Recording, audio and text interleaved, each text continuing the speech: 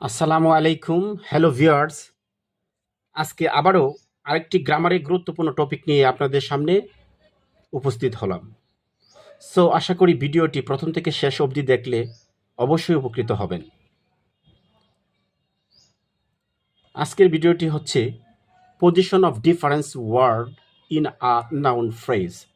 That means আপনি কিভাবে একটি পার্টস অফ স্পিচ আইডেন্টিফাই করবেন বা কোনো একটা সেন্টেন্সের ক্রমটা কী হবে সেই ক্রমটা আপনাকে অবশ্যই জানতে হবে।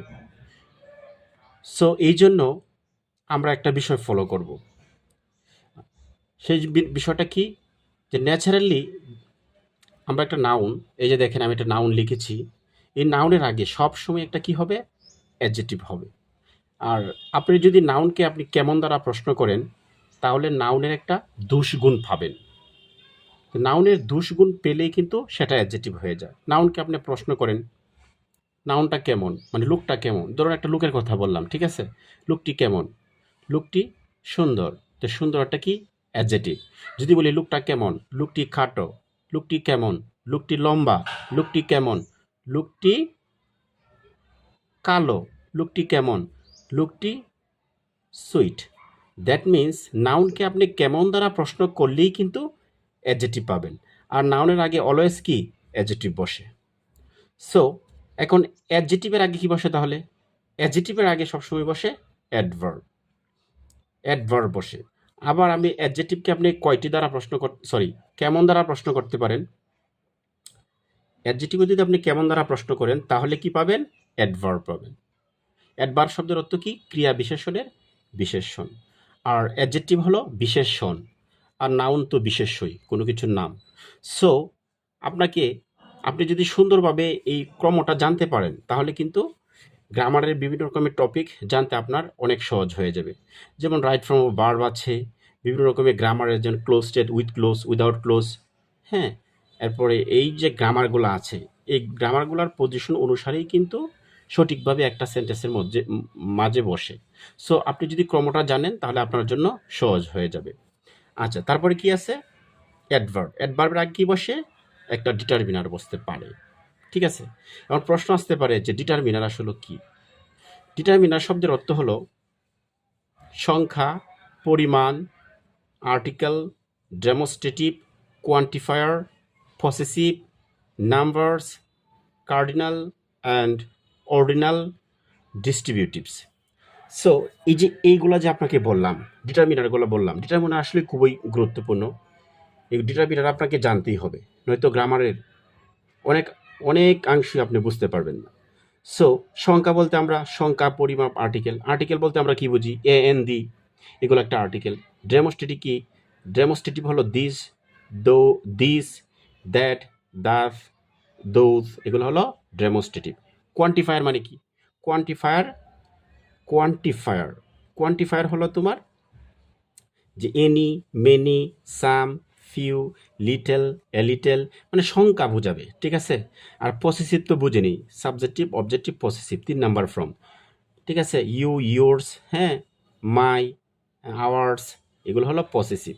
আর নাম্বার, নাম্বারের মধ্যে ভাগ আছে দুইটা, কার্ডিনাল এবং অর্ডিনাল। কার্ডিনাল কি?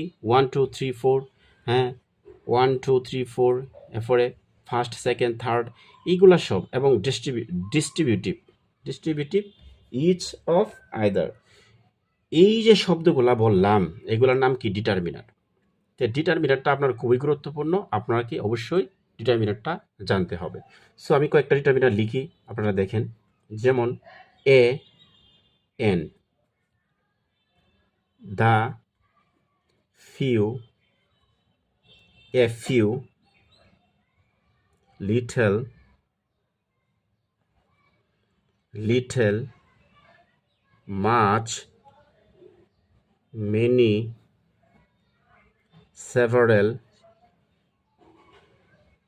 several, all, all, 1 2 দিতে পারেন, 1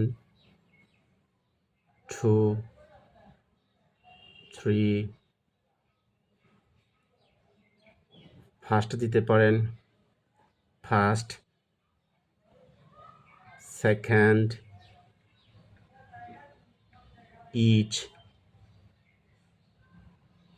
এভরি এবং বোথ। সো এই যে আমি লিখলাম এই সবগুলোর নাম কি? ডিটারমিনার। মানে এইগুলা দ্বারা সংখ্যা নির্দেশ করে, কোনো সংখ্যা হইতে পারে, সেটা পরিমাপ হইতে পারে। সো এই ডিটারমিনারগুলোর মধ্যে সিঙ্গুলার কিছু ডিটারমিনার আছে এবং প্লুরাল কিছু ডিটারমিনার আছে। সো যখন নাউনটা সিঙ্গুলার হবে তখন সিঙ্গুলার ডিটারমিনার আমাকে ইউজ করতে হবে, যদি প্লুরাল নাউন হয় তাহলে প্লুরাল ডিটারমিনার ইউজ করতে হবে।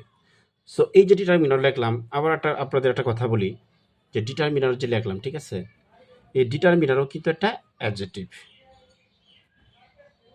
ডিটারমিনার যখন কোনো একটা বাক্য বা সেন্টেন্সের মধ্যে বসবে তখন সেটা অ্যাডজেক্টিভের মতো কাজ করবে। আচ্ছা, এখন আমি আপনাদের একটা উদাহরণ দিই, তাহলে হয়তো জিনিসটা একটু সহজ হবে। আমি যদি একটা আপনাকে বাক্য লিখি যে সাপোজ আপনারা ধরেন যে আমরা 4-5 জন বন্ধু মিলে একটা বউ দেখতে গেলাম। হ্যাঁ, বউ বউ মানে একটা গার্ল দেখতে গেলাম বা একটা বালিকা। তা আমি বালিকার নাম দিলাম কি?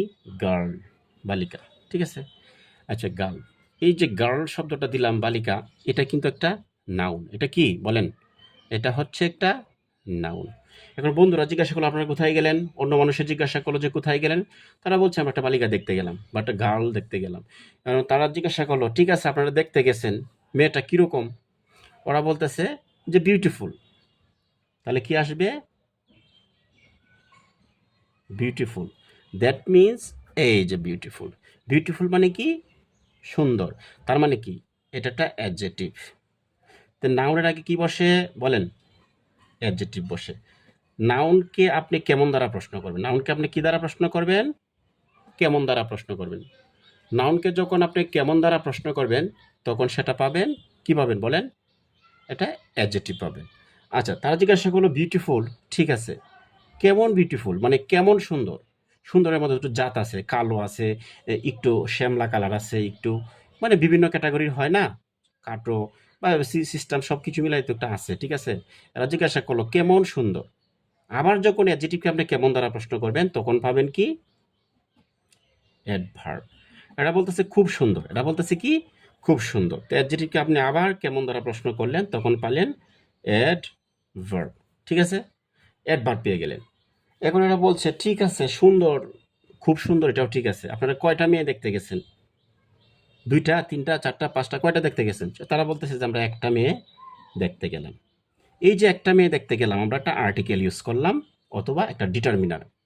আর্টিকেলের ওপর নাম ডিটারমিনার। ঠিক আছে, তো ডিটারমিনার লিখি DETERMINER,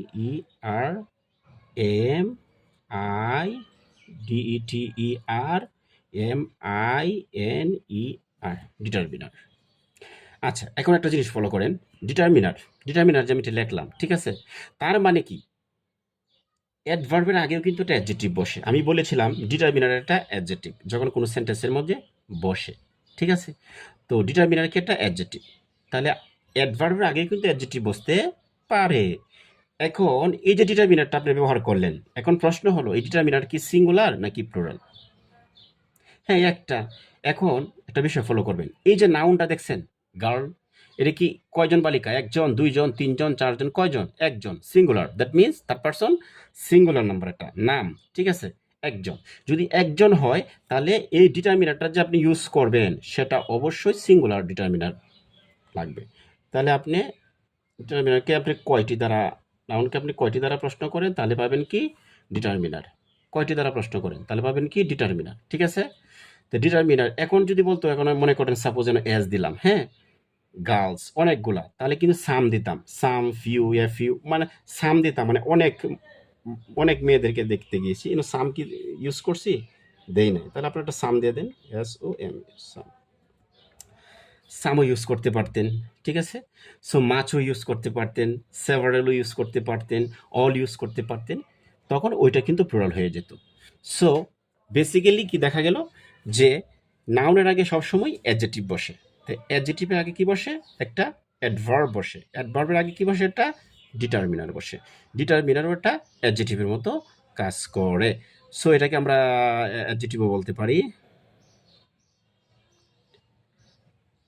আচ্ছা, তাহলে এই পজিশনটা যদি একটু মোটামুটি জানেন তাহলে আসলে এই পার্টস অফ স্পিচটা আইডেন্টিফাই করাটা একটু সহজ হয়ে পড়ে। আর নয়তো দেখা গেল অনেক প্রবলেমের মধ্যে পড়তে হয়। সো আরেকটু আপনাদেরকে দেখাই, শর্ট একটা নোট দেখাই। নোটটা কি? ন্যাচারালি কি, if you want to making any kind of sentences, first of all you need subject. Unit কি? সাবজেক্ট। Then verb. দেন কি? একটা ভার্ব ব্যবহার করবেন। সেটা হতে পারে সাহায্যকারী ভার্ব হতে পারে, সেটা হতে মেইন ভার্ব হতে পারে, সেটা হতে পারে মানে অনেক ভার্ব হতে পারে। আচ্ছা, ভার্বের পরে কি হয়? অবজেক্ট। অবজেক্ট মানে মূল ভার্বের পরে যা বসবে সেটাও কিন্তু অবজেক্ট। ঠিক আছে? Subject verb object, subject verb object. একটা সেন্টেন্স তৈরি করতে গেলে প্রথমেই সাবজেক্ট লাগে, ভার্ব লাগে, তারপরে অবজেক্ট লাগে। এখন আরও জিনিস দেখেন, এক, ন্যাচারালি একটা জিনিস ফলো করেন, কোনো এক জায়গায় একটা এস মানে সাবজেক্ট, একটা সাবজেক্ট দিলাম, পরে একটা ভার্ব দিলাম, ভার্বের পরে কি হবে? Subject verb. সাবজেক্ট এবং ভার্বের পরে যে অবজেক্ট আছে একটা, হ্যাঁ, এখন এই অবজেক্টটা যে আপনি দিবেন, অবজেক্টটা আমি যে দিবেন, এটা কিন্তু একটা সেন্টেন্সের সিকোয়েন্স। এই সেন্টেন্সের সিকোয়েন্সটা ফলো যদি আপনি করেন তাহলে সহজেই এটা আইডেন্টিফাই করতে পারবেন। সো লাইনটা দুইবার হয়ে গেছে। আচ্ছা ঠিক আছে, তাহলে আমি ওই দিকে একটু আপনাদেরকে দেখাই, ওই দিকে একটু জায়গা আছে, ওই দিকেই দেখাই। হ্যাঁ, ওই দিকে আপনাদেরকে দেখাই, আবার দেখাই। নোট দেখেন, এখানে একটা সাবজেক্ট আছে প্লাস এখানে একটা লিঙ্কিং ভার্ব আছে, লিঙ্কিং ভার্ব পরে একটা অ্যাডজেক্টিভ। এখন এই যে দেখেন একটা সাবজেক্ট লিখলাম, একটা লিঙ্কিং ভার্ব লিখলাম, পরে একটা অ্যাডজেক্টিভ লিখলাম। দ্যাট মিনস কি, সাবজেক্টের পরে যদি লিঙ্কিং ভার্ব থাকে তখন 100% এখানে একটা অ্যাডজেক্টিভ হবেই। ঠিক আছে? এই শব্দটা এই পার্টস অফ স্পিচটা তখন অ্যাডজেক্টিভ হয়ে যায়। এখন আপনারা প্রশ্ন করতে পারেন যে লিঙ্কিং ভার্ব আসলে কি? কিছু ভার্ব আছে আপনাকে এটা মুখস্থ করতে হবে।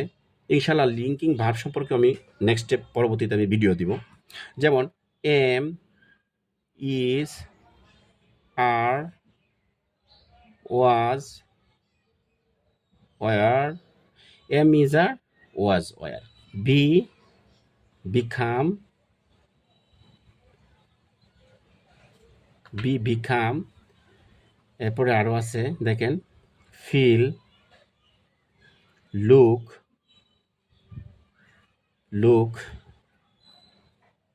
পরে আছে sweet, taste,